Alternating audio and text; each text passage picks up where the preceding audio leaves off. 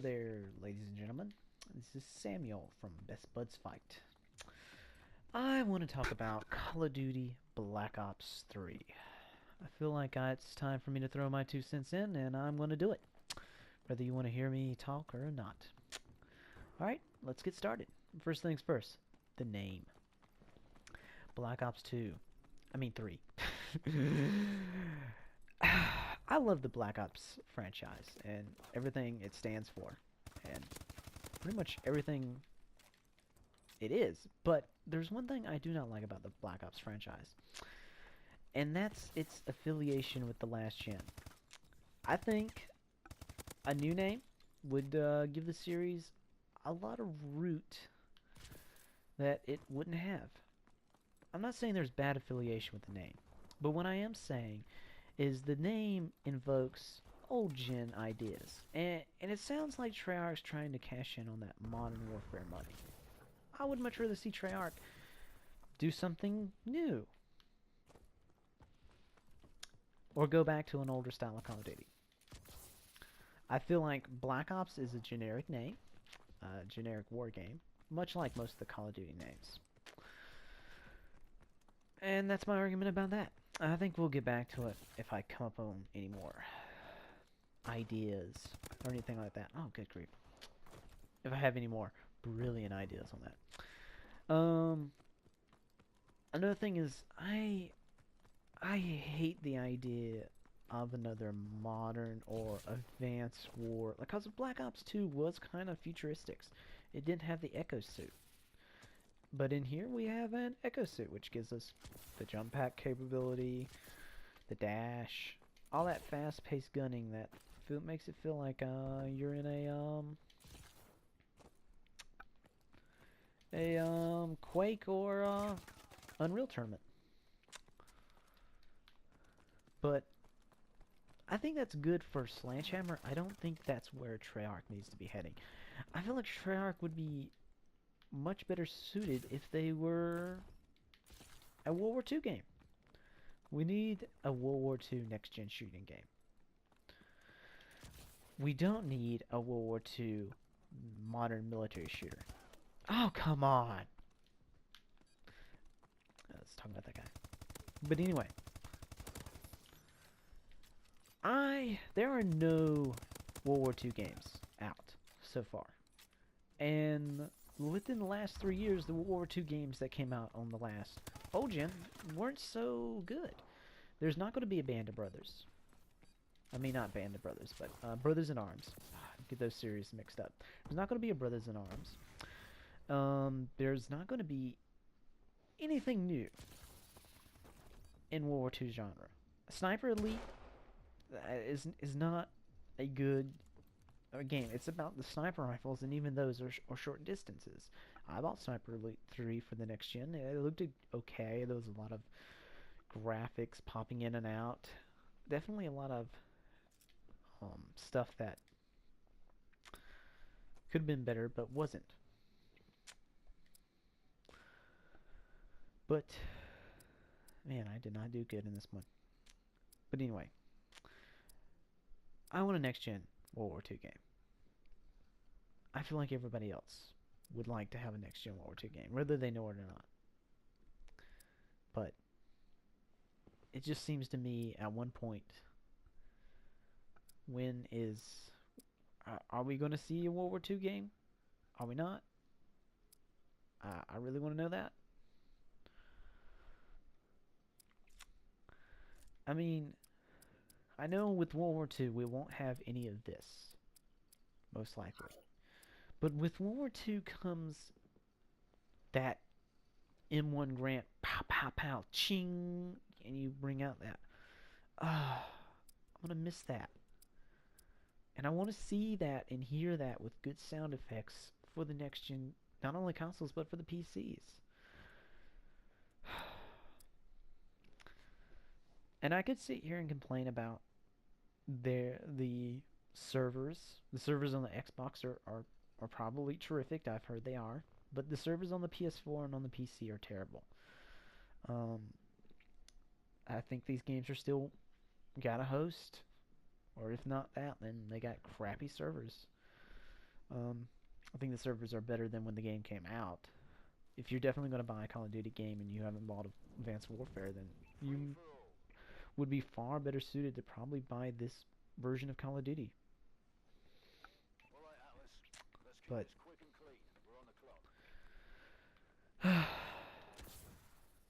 it's oversaturation at a point. If it's a modern military shooter, you can. This is a modern military shooter. It just has jetpacks and you die fast. I mean, if the only difference between a Call of Duty game is like how many bullets it takes to kill you, but it's the same setting year after year, it's going to get boring fast. That's my argument. If the only difference is like the damage input and output and how many bullets it takes to kill you, how long it takes to go down, and like the design of the maps and like the team behind it, but it's still modern military and it's still all those things we're beginning to just feel. And I love Call of Duty. I bought Call of Duty Black Ops 1. I mean Call of Duty Black Ops. I bought Call of Duty Black Ops 1.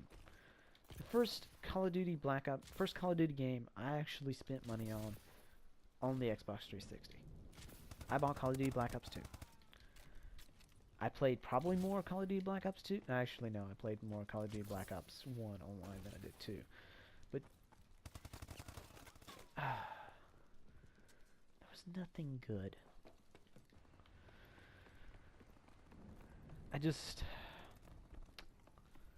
And what's the shame is, it seems like this year we're going to have another year where Call of Duty game is the big, unless that Star Wars game by EA, Battlefront, comes out.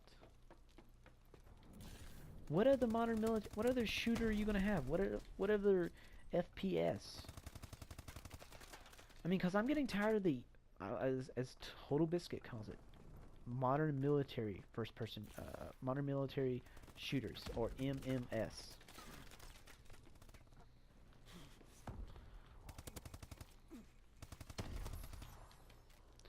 I'm just,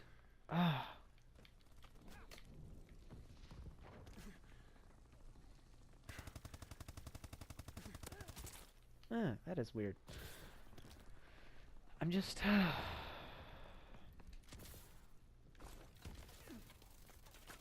I thought the story to this one was alright.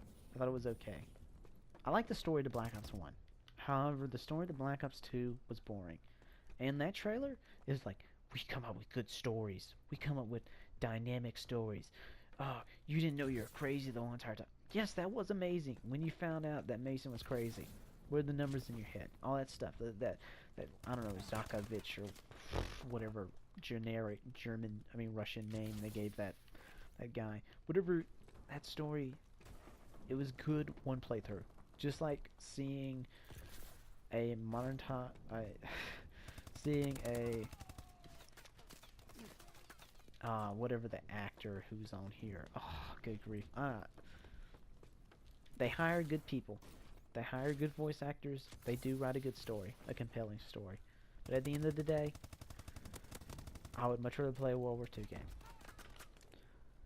Give me a $15 World War II game. That's all. I don't even want it from Call of Duty. I just want somebody out there to make a World War II game that's $15 or $20 or $30. Come out on the PC, the next gen consoles. Have an M1 Grant. Have that Russian bolt action rifle in it, whatever that was. Have a Tommy gun. Have that Russian MP40. Have that Russian AK-47 looking gun. That was before the AK-47. Have some prototype weapons from the U.S. Army.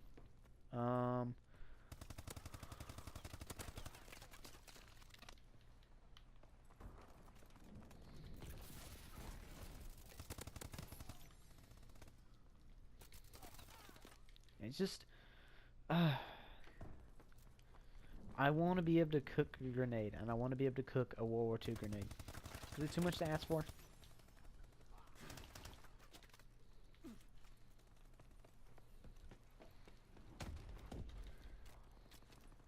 Is that all? Like I said?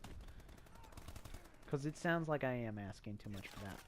It sounds like it's too far-fetched to see a decent World War II game come out. I haven't seen... The last decent World War II game I played was Sniper Elite 2. And the mechanics of the bullet following people kind of got boring. And I meant it was interesting in 3. And it was like, ha ha ha. I shot his balls off. But at the end of the day,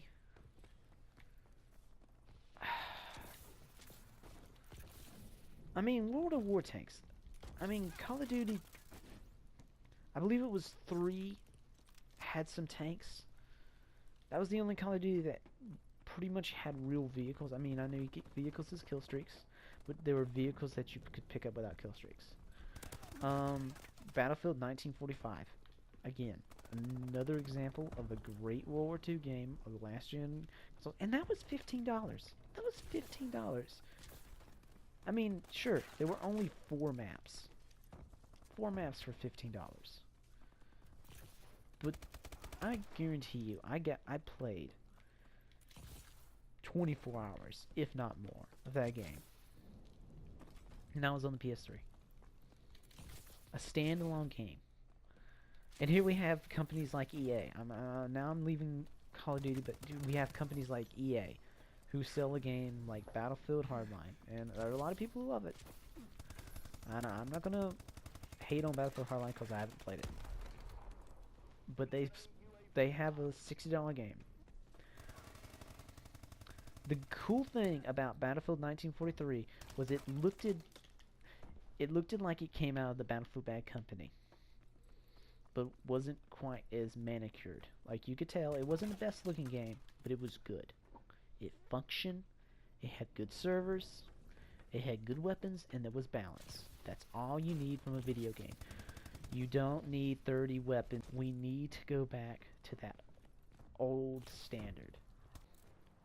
And I know that the Call of Duty is going to sell good. This is the reason why the next Call of Duty Black Ops is going to sell good. 1, zombies. People obviously wanted zombies when they put them in as DLC.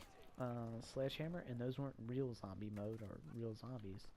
They're zombies in mech suits, but they'll get it for the zombie mode. There'll also be people who are leaving the Xbox 360 and PlayStation 3 and upgrading who want a real next-gen Call of Duty, and I guarantee you that the Black Ops 3 will look better than Call of Duty Advanced Warfare. I guarantee you. Treyarch, they know how to make a good-looking video game. Those games looked good on the Xbox 360 and good on the PS3. And it will look amazing because they've had more time to work on the next-gen product. It will look good. But it will be another generic shooter. But then when you have the looks and you have that, it's like eating the same meal. If I was to go to a restaurant and order the same sandwich, let's say a turkey club sandwich, and I get a turkey club sandwich every time I go there. Well, I mean, I could have a reason for it. It's cheap, it's affordable, it's in my budget, and it's in my calorie budget. But at the end of the day, maybe I want to have something different. Maybe I want to get a hamburger. But what if that restaurant, all they specialized in was turkey club sandwiches? Because me and about 6 million other people bought nothing but turkey club sandwiches. What would happen? You'd never see another turkey. You'd probably never get a hamburger. You'd have to go to a different restaurant or go make your own hamburger at home. And so that's my challenge. Are we going to make a hamburger? Or are we going to get turkey club?